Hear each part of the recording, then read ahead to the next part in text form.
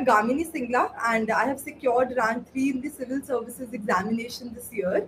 And when did I start my preparation? In 2018, after I did my internship through the college, I realized that I want to pursue UPSC. So in the last year of my college, I was doing computer science engineering. So in the last year, I started with the preparation, and I started with the basic books first, and then I went to basic. By basic books I mean NCRT. So 2018 when I started, 2019 was the first time when I started only preparing for the UPSC. 2018 I was also pursuing my degree. 2020 was my first attempt, and I couldn't clear the prelims. 2021 was my second attempt, and this year I have been able to secure rank 3. So now let's come quickly to the common questions that are there. First question I think is that how important NCRTs are. तो NCRTs की कितनी ज़्यादा महत्वता है, मुझे लगता है कि हमें लगता है कि NCRTs में से आजकल डायरेक्ट क्वेश्चंस नहीं आ रहे हैं, तो ये सबसे बड़ा मिथ है, क्योंकि NCRTs आपका बेस बहुत ज़्यादा स्ट्रॉन्ग कर देती हैं, और आपको जो कंसेप्चुअल अंडरस्टैंडिंग चाहिए यूपीएससी को क्लियर करने के लिए, तो NCRTs आपके कॉन्सेप्ट्स क्लियर कर देती हैं. और आजकल अगर आप देखें तो प्रीलिम्स में भी ऐसे काफ़ी क्वेश्चंस आ रहे हैं जिसमें कंसेप्चुअल क्लैरिटी की बहुत ज़्यादा ज़रूरत है. तो मैंने अपनी प्रेपरेशन सिर्फ NCRTs के थ्रू स्टार्ट की, और NCRTs में सभी पहले पॉलिटी, ज्योग्राफी, इकोनॉमिक्स की NCRT, इन्वायरमेंट में जो बायोलॉजी की NCRTs रहती है +1 +2 की, और सोशियोलॉजी की NCRTs भी मैंने की. तो हिस्ट्री की तो बहुत ही ज़्यादा इम्पॉर्टेंट भी रहती है, and I think that's the only book I followed for history. तो इसलिए NCRTs become very very important, and I would suggest कि आप उसको स्किप ना करें.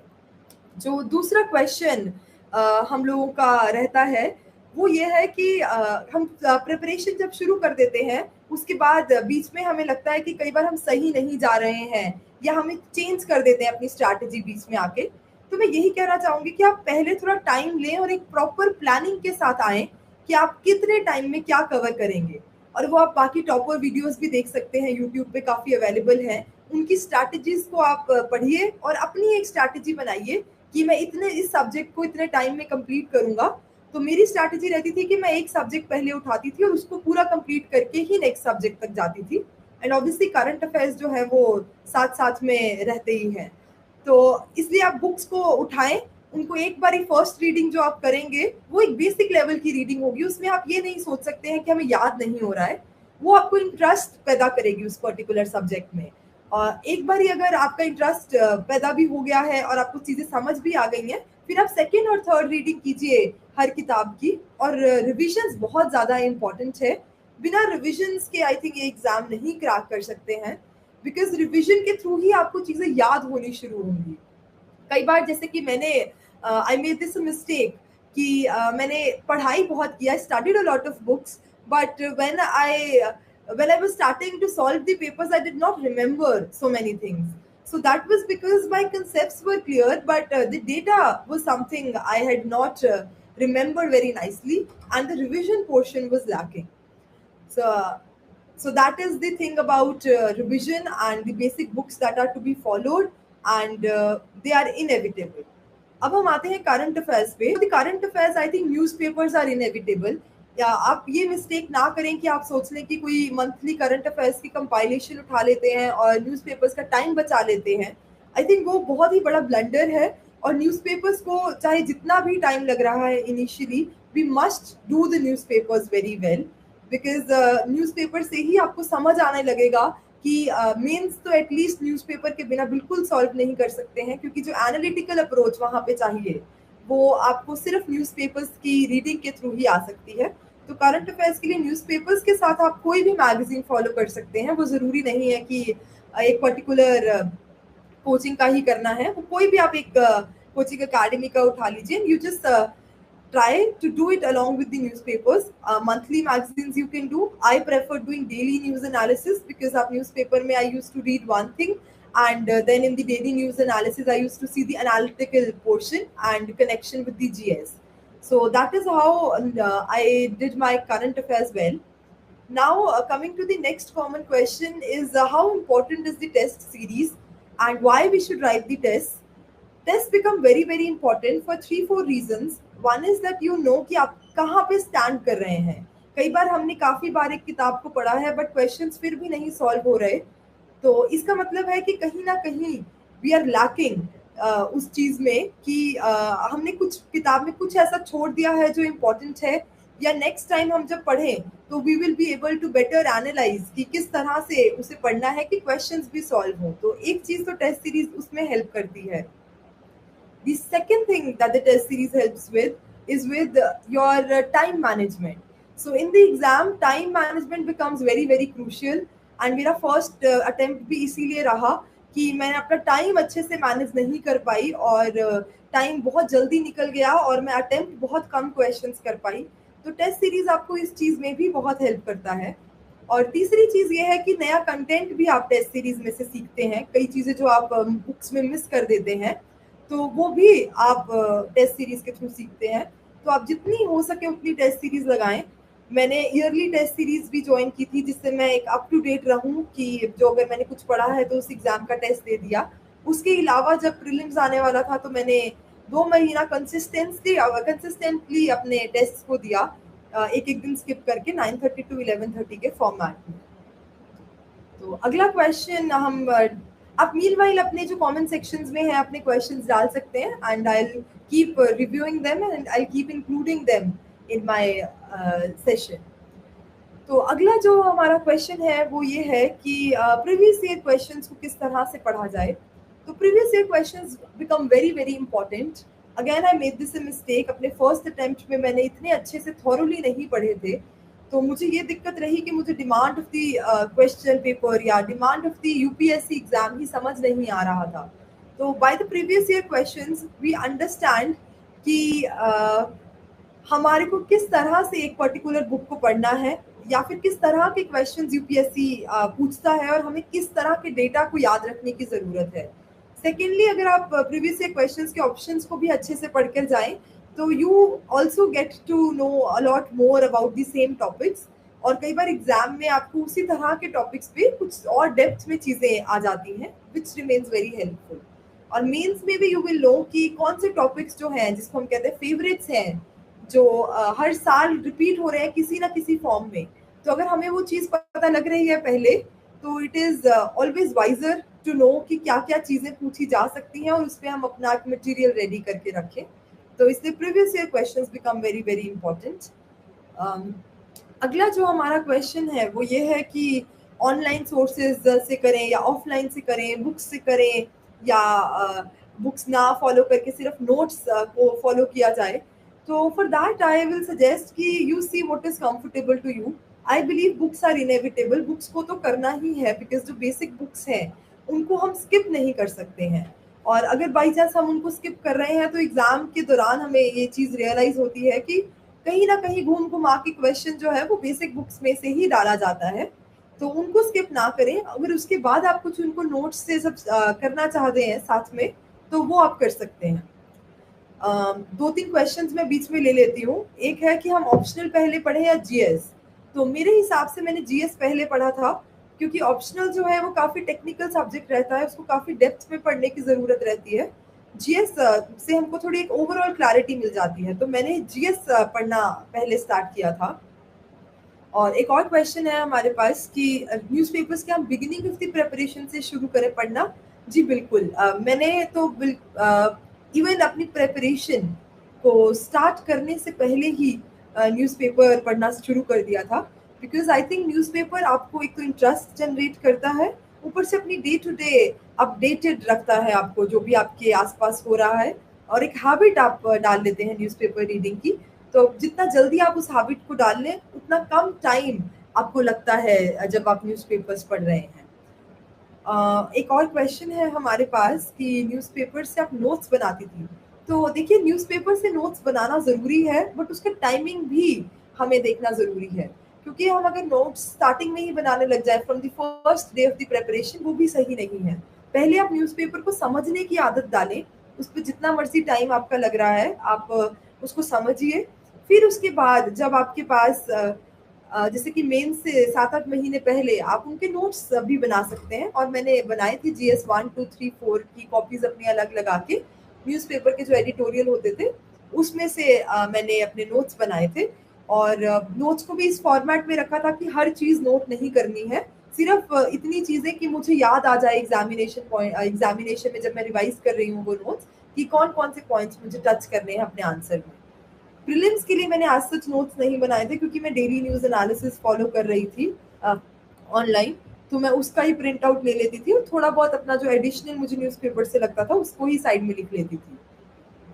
और एक कोई पूछ रहे हैं कि मंथली मैगज़ीन मैंने पढ़ी थी कि नहीं, तो मैंने जैसे बताया कि मैंने मंथली मैगज़ीन की जगह डेली न्यूज़ एनालिसिस जो वेबसाइट्स पे अवेलेबल रहता है, उसमें से कोई भी आप एक वेबसाइट उठा लीजिए।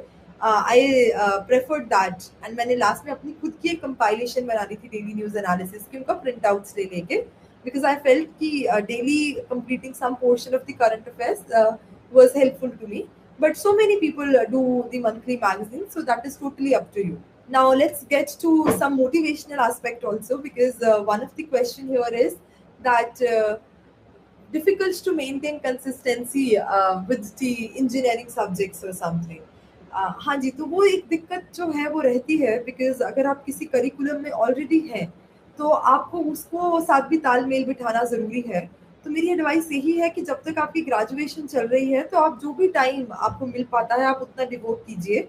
जब आपके ग्रेजुएशन के एग्जाम्स आ रहे हैं तो वो भी प्रायोरिटी बन जाता है, तो एग्जाम्स पे आप कॉन्सेंट्रेट कीजिए, और उसके बाद फिर से जब एग्जाम्स खत्म होने के बाद आप अपना डेली जितना भी टाइम पॉसिबल है उतना दीजिए। अदरवाइज जब आपकी ग्रेजुएशन हो जाएगी तब आपके पास फुल टाइम रहेगा, या जितना भी आप निकाल सकते हैं अपना मैक्सिमम पॉसिबल करने की कोशिश कीजिए, रादर देन कि हम यही सोचते रहें कि हमारा टाइम नहीं मिल पा रहा है। जितना मिल पा रहा है उसको हमको बेस्ट यूटिलाइज करना है, और उसमें हमको इधर उधर की चीज़ें नहीं सोचनी है कि हमारे फ्रेंड्स कहाँ पार्टी कर रहे हैं, या फिर हम कुछ मिस आउट तो नहीं कर रहे हैं। इन थॉट्स को हमें खुद से दूर रखना है, और बस इस चीज़ पे कॉन्सेंट्रेट करना है कि हम अपना बेस्ट एफर्ट दें। एक और क्वेश्चन जो है मैं अभी पढ़ रही हूँ कि डेटा और फैक्ट कितना डालना चाहिए। तो जो क्वेश्चंस हैं हमारे आंसर राइटिंग प्रैक्टिस के टाइम पे या फिर एक्चुअल एग्जामिनेशन में, डेटा और फैक्ट्स भी इम्पॉर्टेंट हो जाते हैं to substantiate your point. But हम पूरा जो आंसर है उसको ही डेटा नहीं बना सकते हैं कि आप हर लाइन में कोई न्यूमेरिक्स कोट कर रहे हैं। तो मैं ऐसा करती थी कि जैसे सपोज मैंने कोई अंडर ट्रायल्स पे क्वेश्चंस है, और मैंने उसमें लिखा है कि in India we have a number of under trials, तो I will substantiate it with a data point bracket में, या फिर फॉर एग्जांपल लिख के that the recent report says the justice report or whatever report is there in news, it says that 67% of the prisoners are under trials right now. तो वो उस तरह से मैं डेटा पॉइंट को यूज कर लेती थी, ताकि मेरा डेटा भी मेरा सब्सटैंशिएट भी हो जाए पॉइंट, और इस तरह से आप भी फैक्ट्स को यूज कर सकते हैं। लैंग्वेज बैरियर की अगर हम बात करें, we can not choose different language for different papers, we will have to stick with one language. उसमें कोई दिक्कत नहीं है, आप अपनी जो भी आप मीडियम चाहते हैं वो आप चूज कीजिए, बट आप पेपर्स में मीडियम को शफल नहीं कर सकते हैं। The next question is that how to understand the demand and the syllabus well. तो सिलेबस को आप बार बार पढ़िए, एक बार ही पढ़ने के बाद you can not understand the exact syllabus. For the two understand the syllabus well, I think first आपने एक बार ही सिलेबस पढ़ लिया, उसके बाद आपने बुक्स पढ़ी, न्यूज़पेपर्स पढ़े, फिर आपको जब थोड़ा सा बेटर आइडिया लगने लग गया है आप फिर सिलेबस पे जाएं और उसको कोरिलेट करें जो भी आप चीज़ न्यूज़पेपर्स में या बुक्स में पढ़ रहे हैं कि ये इस सिलेबस में पूछा गया है यहाँ पे। जैसे कि GS 3 में हमारे पास डिजास्टर मैनेजमेंट है, सिक्योरिटी है, तो अगर कोई सिक्योरिटी पे आर्टिकल है हमारा न्यूज़पेपर में तो आप उसको कोरिलेट कीजिए अपने एक्चुअल सिलेबस के साथ और सोचिए कि आप उसको वहाँ कहाँ फिट कर सकते हैं। तो बार बार आप जब सिलेबस को पढ़ेंगे तो आई थिंक आपका एक बेटर पर्सपेक्टिव आपको मिलेगा। बार बार एक क्वेश्चन आ रहा है कि स्टार्ट कैसे करें प्रिपरेशन को। I think that has already been answered. In the beginning I started with the NCERTs ताकि मुझे एक आइडिया लगे, क्योंकि मैं एक इंजीनियरिंग बैकग्राउंड से थी, तो मुझे पता रहे कि किस तरह की चीज़ें मैंने आगे पढ़नी है, तो मैंने एनसीईआरटी से स्टार्ट किया था। उसके बाद मैं अपनी बेसिक बुक्स पे गई थी, जैसे कि लक्ष्मीकांत बुक हो गई, स्पेक्ट्रम हो गई, या शंकर राइस की बुक एनवायरनमेंट के लिए हो गई। ज्योग्राफी के लिए कोई पूछना चाह रहे थे, तो ज्योग्राफी के लिए मैंने plus one plus two 10th की एनसीईआरटीज पे ज़्यादा स्टिक किया। पढ़ी मैंने 6th ऑनवर्ड्स ही थी, बट रिविजन के टाइम पे मैंने 10th 11th 12th और एक जीसी लियोंग बुक को मैंने रेफर किया काफ़ी बार। तो कोई एक पूछ रहे हैं कि मैं नोट्स शेयर कर सकती हूँ या नहीं, तो आई थिंक कि अपने नोट्स खुद बनाए जाएं तो बहुत बेटर है। किसी और के नोट्स में से आप कभी भी वो चीज़ समझ नहीं सकते हैं जो आपको खुद मेहनत करके आप लिख के बनाएं, क्योंकि मैंने भी कभी किसी और के नोट्स इतने नहीं उठाए। तो I personally do not feel that reading through the others notes was comfortable to me, and I do not have very comprehensive notes also that can be of help to you. Current affair के जो notes हैं I think वो हर साल change होंगे, तो that will not be too helpful. So I think इस exam में यही एक चीज़ है कि कुछ शॉर्टकट्स नहीं है। We can not just think कि कुछ इजीली हमें मिल जाए। मेहनत करके ही हमारे हाथ में कुछ लगता है, और उस मेहनत से आप डरिए मत। तो मेरी यही एक रिक्वेस्ट है आपसे। एथिक्स के लिए जो मेरी स्ट्रैटेजी रही वो ये थी कि अपने नोट्स मैंने टॉपिक्स के बनाए और बुक्स को भी रेफर किया, जैसे कि जी सुब्बाराव सर की और लेक्सिकन जो हमारी किताब है, लेकिन उनको सिर्फ पूरा एंड टू एंड नहीं पढ़ा है, वो बहुत बड़ी किताब है। उसमें जो भी सिलेबस में टॉपिक्स दिए हुए हैं, I just correlated them with the book के chapters and understood that what is important, and I borrowed some points from the books and made my own notes, and majorly current affairs se I took a lot of case studies or examples that can be quoted in the ethics paper. Language में command होना ज़रूरी है. I think it's not very important to have a PhD done in the language, because language is just a medium to represent your thoughts. तो अगर आप इतना comfortably आप लिख सकते हैं कि आप ग्रामेटिकल एरर्स इतने नहीं कर रहे हैं और एक इस फॉर्मेट में लिख रहे हैं कि एग्जामिनर आपकी बात समझ सके, उनको पढ़ने में इजी लगे, तो language should not be too much of worry. उसके बाद हमारे काफ़ी क्वेश्चंस आ रहे हैं इकोनॉमी के लिए। तो इकोनॉमी एक बहुत ही डायनेमिक सब्जेक्ट है, बट आप एनसीईआरटीज इग्नोर नहीं कर सकते हैं, बिकॉज स्टैटिक आपको जब चीज़ें क्लियर होंगी तभी आपको न्यूज़पेपर समझ आएंगे। तो मैंने एनसीईआरटीज पढ़ी थी 10th 11th एंड 12th की बेसिकली मैक्रो इकोनॉमिक्स वाली जो एनसीईआरटी रहती है, उससे काफ़ी ज़्यादा आपके कॉन्सेप्ट्स क्लियर होते हैं। फिर आप न्यूज़पेपर्स में कोई नई टर्म आती है तो आप गूगल का यूज़ करें। तो I think Google becomes very, googling everything that you are not clear with becomes very very important, because otherwise आपका पास और कोई मीडियम, मैंने रामेश सर की बुक नहीं फॉलो की थी, बट मेरे कुछ फ्रेंड्स हैं जिन्होंने की थी, तो अगर आपको लगता है कि वो बुक हेल्पफुल है तो आप उसको भी रेफर कर सकते हैं। But otherwise I think newspapers को आप आगे आगे स्टडी करें, उनको गूगल करें, उनके कॉन्सेप्ट्स को पता करें, प्रीवियस ईयर क्वेश्चंस और टेस्ट सीरीज और एनसीईआरटीज को अपना बेस बनाएं, और एक बजट और इकोनॉमिक सर्वे को भी पढ़ें, तो I think economy can be sorted. उसके बाद हमारे पास जो क्वेश्चंस आ रहे हैं कि सोशियोलॉजी की स्ट्रैटेजी और बुक लिस्ट। तो अगर काफ़ी सारे सोशियोलॉजी एस्पिरेंट्स हैं तो मेरा जो इंस्टाग्राम है आप उस पर मुझे मैसेज कर सकते हैं। I will plan a live session separately on sociology also. I think क्योंकि सोशियोलॉजी की स्ट्रैटेजी एक ऐसी चीज़ है जो हम 2-3 मिनट में नहीं कवर कर सकते, we will need more time. और एक और चीज़, काफ़ी फेक प्रोफाइल्स हैं मेरी इंस्टाग्राम और ट्विटर पे, तो प्लीज़ उनके झांसे में ना आए। और कई बार नोट्स अगर कोई आपको कह रहा है कि she is giving the notes prized notes, तो प्लीज़ ऐसा कुछ भी नहीं है। मैंने अभी तक अपने कोई भी नोट्स जारी नहीं किए हैं, तो आप इन सब चीज़ों में ना फंसे। मेरी ऑफिशियल जो इंस्टा आईडी है वो है _गामिनी। मैं एक बार ये कमेंट सेक्शन में लिख भी रही हूँ, ताकि, और अगर कोई फेक प्रोफाइल को फॉलो कर रहा है तो प्लीज़ उसको अनफॉलो कीजिए, बिकॉज ये भी काफ़ी दिक्कत महसूस हो रही है काफ़ी बच्चों को। तो ये मेरी जो मैंने अभी इंस्टा आईडी आपको टाइप किया, अब इसमें मुझे मैसेज भी कर सकते हैं, तो हम सोशियोलॉजी के लिए अलग से लाइव सेशन प्लान कर लेंगे। उसके बाद कुछ लोग पूछ रहे हैं कि बिना एनसीईआरटी कंप्लीट किए can we go to the coaching. So coaching also is a very subjective thing. तो आई नेवर फेल्ट कि कोचिंग की बहुत ज़्यादा ज़रूरत है। मुझे भी इनिशियली गाइडेंस की ज़रूरत पड़ी, तो मैंने कोई फॉर्मल कोचिंग इंस्टीट्यूट की जगह एक टीचर है हमारे लोकल, उनसे गाइडेंस ली हर सब्जेक्ट पे। उन्होंने मुझे थोड़ा गाइड किया। उसके बाद मुझे लगा कि सेल्फ स्टडी ही बहुत ज़रूरी है। तो 2 साल मैंने घर पे बैठ के अपने साथ प्रिपरेशन किया, बुक्स को के साथ ही उसके माध्यम से अपनी प्रिपरेशन ज़्यादा की। और फिर उसके बाद टेस्ट सीरीज़ में मैंने जो है टेस्ट सीरीज़ काफ़ी लगाई ऑनलाइन। तो मेरे हिसाब से एनसीईआरटीज़ को स्किप नहीं करना चाहिए।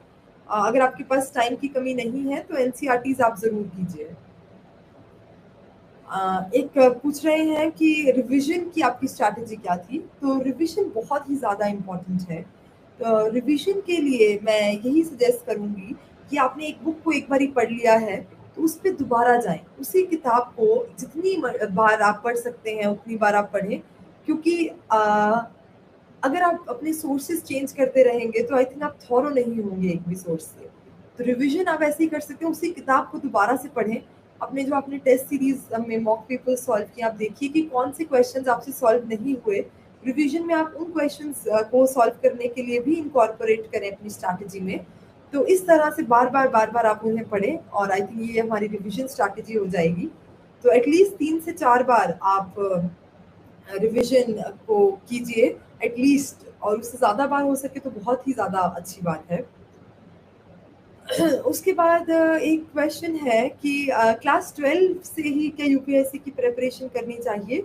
तो मेरा मानना है कि एज़ सच आप अगर किताबें पढ़ने लग जाएँगे तो शायद वो इतना हेल्पफुल ना हो, बट आप न्यूज़पेपर पढ़ने की हैबिट डालें। आप अपने ग्रेजुएशन सब्जेक्ट को अच्छे से करें और थोड़ा-थोड़ा एनसीईआरटीज़ को देखते रहें और इस चीज़ को बैक और अपनी ऑब्जर्वेशंस को ऐसा बनाएँ कि आप सोसाइटी में आपके आस-पास क्या चल रहा है, अपना माइंडसेट एक यूपीएससी एस्पिरेंट वाला बनाएँ, रादर देन कि आप क्रैम करना शुरू कर दें अभी से ही, जो 12th स्टैंडर्ड से ही।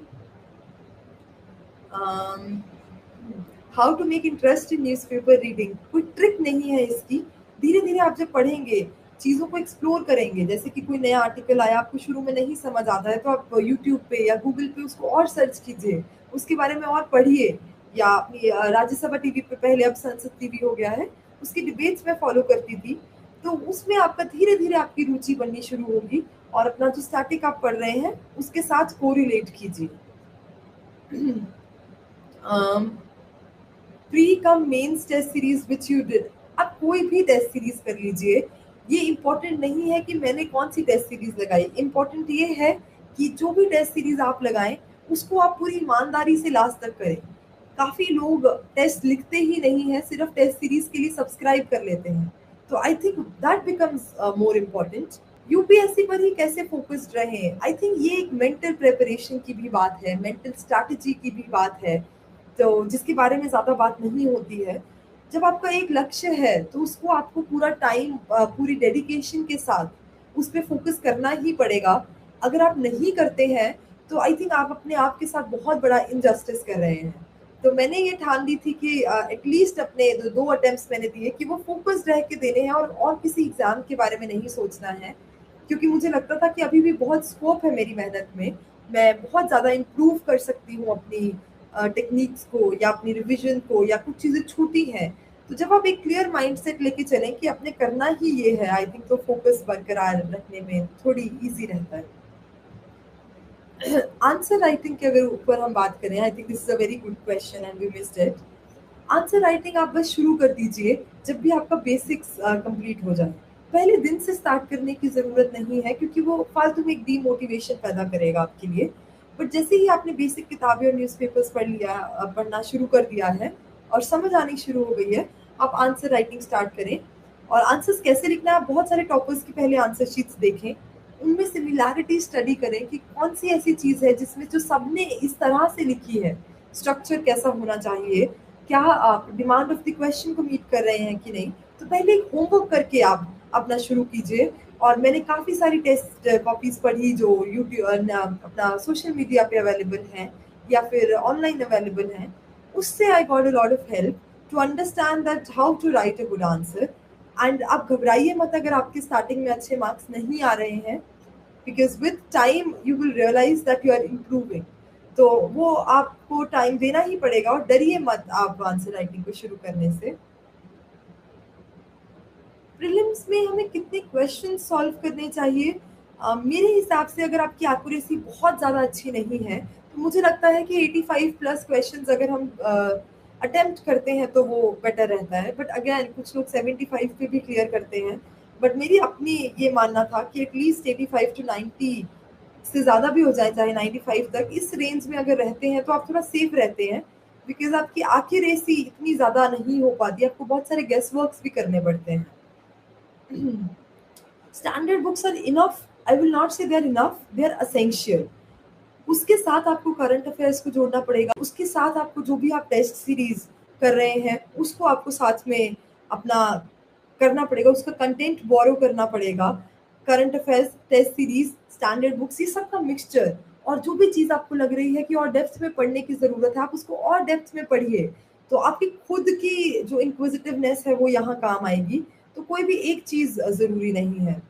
टेलीग्राम पे मैं इतनी एक्टिव नहीं हूँ, तो टेलीग्राम का इतना आईडी नहीं है। मैंने इंस्टा पे आईडी है मेरी, /गामिनी, आप उस पे मुझे कांटेक्ट कर सकते हैं, बट टेलीग्राम पे I am not that active right now. उसके अलावा how to evaluate a answer, very good question. I think question को, आंसर को इवैल्यूएट, एक तो आप जो टॉपर्स की आंसर शीट्स अवेलेबल है उनसे कीजिए। सेकेंडली आप अपने आंसर को बार बार पढ़िए। एक एग्जामिनर की तरह आप सोचिए कि अगर ये क्वेश्चन पूछा था तो क्या मैंने जो आंसर लिखा है वो सेंस बना रहा है, वो उस क्वेश्चन की डिमांड को पूरा कर पा रहा है। I think we in ourselves are sufficient enough and are capable enough to know whether our answer is making sense or not. कोई भी प्रेजुडिस को साइड में रखते हुए आप अपना एक ऑब्जेक्टिवली इवैल्यूएट कीजिए अपना आंसर, बार बार उसको पढ़िए, देखिए इंट्रोडक्शन सही है, बॉडी में आपने पॉइंट्स को डाइवर्सिफाई किया है, और कंक्लूजन अच्छे से लिखा है कि नहीं। तो धीरे धीरे आपको ये आदत आपको समझ आने लग जाएगा कि आपके आंसर्स कहाँ पे आप स्टैंड कर रहे हैं। और सेल्फ इवैल्यूएशन बहुत इंपॉर्टेंट है, कोई भी आपको स्पून फीड नहीं कर सकता है। You should know that you have made a mistake and how you can improve it. Toppers की आंसर राइटिंग की बुक जो है वो ऐसे बुक नहीं है, उनकी कॉपीज अवेलेबल है, फ्रीली अवेलेबल है ऑनलाइन। आप बस सर्च कीजिए किसी भी टॉपर का नाम डाल के, आंसर शीट्स और आंसर कॉपीज, तो वो उनकी मॉक आंसर कॉपीज होती है जो मॉक टेस्ट में देते हैं। मैं नहीं कह रही हूँ कि उनको आप रेप्लिकेट कीजिए, उनसे बस एक आइडिया लीजिए और अपनी एक यूनिक स्ट्रैटेजी बनाएं कि आप किस तरह से उन चीज़ों को लिख सकते हैं। अगर आप इंग्लिश मीडियम से करें तो भी यूपीएससी क्वालिफाई हो जाएगा, अगर आप हिंदी मीडियम से करें तो भी क्वालिफाई हो जाएगा। तो ये एक पूछ रहे हैं एस्पिरेंट सवाल। आई थिंक मीडियम इतना मैटर नहीं करता है, बट आपको रूल्स ऑफ द गेम पे स्टिक करना पड़ेगा। Notes making strategy I have already explained, and how to use your NCERTs is, बार बार आप उनको जब पढ़ेंगे आपको समझ आए क्वेश्चंस में किस तरह के क्वेश्चंस आए हुए हैं। जैसे कि एंशियंट हिस्ट्री में आर एस शर्मा सर की जो किताब है वो तो हम पढ़ते ही हैं, बट क्लास 6 की एनसीईआरटी भी बहुत इंपॉर्टेंट हो जाती है। और मैंने वो अवर पास करके उसमें कुछ टर्मिनोलॉजीज दी होती हैं साइड में बॉक्स में, तो मैंने देखा कि उसमें से भी क्वेश्चंस पूछता है यूपीएससी प्रीलिम्स में। तो उस तरह से आप जब प्रीवियस से क्वेश्चंस को रिलेट करेंगे आपको समझ आएगा कि एनसीईआरटीज में क्या इंपॉर्टेंट है और क्या इंपॉर्टेंट नहीं है। इन्वायरमेंट के लिए मैंने शंकर आईएएस की बुक पढ़ने की कोशिश की और पढ़ी भी, बट काफ़ी ज़्यादा कई बार मोनोटोनस हो रही थी, तो मैंने करंट अफेयर्स को बहुत एक्सप्लोर किया आगे आगे, टेस्ट सीरीज के थ्रू अपना कंटेंट लर्न किया जो थी जो मैंने नहीं पढ़ी थी। और अब हमारे पास टाइम थोड़ा कम है, मेरे पास 30 मिनट्स ही थे। मैं एक दो आपके और क्वेश्चंस जो हैं वो जो मेरे पास जेनरिक क्वेश्चंस हैं वो मैं बता देती हूँ। हमने पीवाईक्यूज डिस्कस कर लिए हैं, टेस्ट सीरीज डिस्कस कर लिए हैं, न्यूज़पेपर रीडिंग कर ली है। डेली कितने घंटे आपको पढ़ना है वो मेरे हिसाब से आपका अपने ऊपर है कि आपको एक दिन में से मैक्सिमम डिराइव करना है। मेरे लिए at least 8 to 9 hours of study मेरे को लगता था कि ज़रूरी है, क्योंकि सिलेबस बहुत वास्ट है, और अगर आप उसको 1 या 2 साल में कंप्लीट करना चाह रहे हैं, 1 साल की प्रिपरेशन को ही आप दिमाग में रख के चल रहे हैं, तो मुझे लगता था कि 8 से 9 घंटे मुझे देने चाहिए। बट अगैन अगर आप अपनी जॉब के साथ इसको कर रहे हैं तो आप थोड़ा कम टाइम भी अगर दे रहे हैं तो आप कंसिस्टेंट रहिए, जितना भी मैक्सिमम पॉसिबल है आप उतना दीजिए। आप डिसहार्टेंड ना हो कि किसी ने 9 आवर्स कह दिया, किसी ने 8 कहा है तो मेरा 7 ही हो पा रहा है। आप अपना मैक्सिमम टाइम देते रहिए और टाइम को चुराइए। अपनी जो भी ब्रेक्स ले रहे हैं या फिर अपना जो भी आपका टाइम वेस्ट हो रहा है वहाँ से आप अपना करें। कंप्यूटर इंजीनियरिंग से कुछ ज़्यादा नहीं पूछा जाता है, वो तो मेरा ग्रेजुएशन सब्जेक्ट था तो इसलिए मैंने वो पढ़ा था, अदरवाइज उसका कुछ आज सच रिलेशन नहीं है। आंसर राइटिंग के ऊपर मैंने ऑलरेडी क्वेश्चंस को आंसर कर दिया है, एक बार आप वीडियो देखेंगे तो आपको बेहतरीन समझ आएगा। और अब हमारे पास ज़्यादा टाइम नहीं है तो मैं एक दो क्वेश्चंस और लेके इसको रैप अप करती हूँ। And if you want more sessions you can just tell me, मेरे इंस्टा पे आप मैसेज कर दीजिएगा।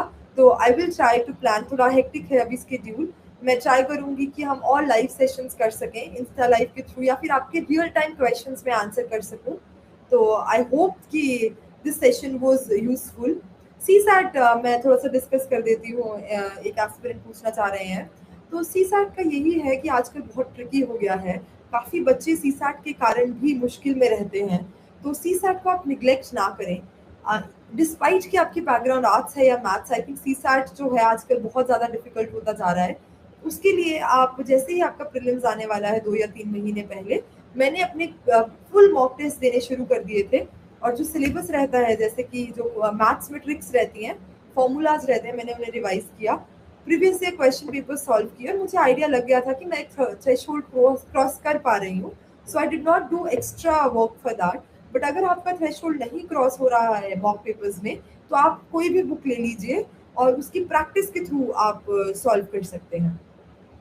So I hope that this session was useful and aspirants आप लोगों को कुछ हेल्प मिल सकी। तो लास्ट में मैं यही कहना चाहूँगी कि it's okay to get demotivated sometimes and it's okay to have fears in mind, but just keep going। अपने डिसिप्लिन को अपना साथी बनाइए, क्योंकि डिसिप्लिन ही आपको आगे लेके जाएगा। और याद रखिए कि आपने ये प्रिपरेशन स्टार्ट क्यों की थी, और किसी के लिए चीज़ें आइडियल नहीं होती है, मेरे लिए भी नहीं थी, हमने भी बहुत अप्स एंड डाउन्स फेस किया, आई थिंक जितने भी लोगों ने क्लियर किया है।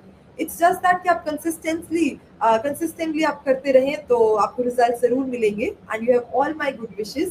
बाकी क्वेश्चंस मैं अगले सेशन में ज़रूर आपके आंसर करूँगी,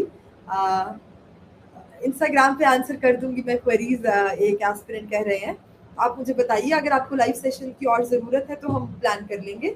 so thank you so much and hopefully you all come out with the flying colors. So bye bye and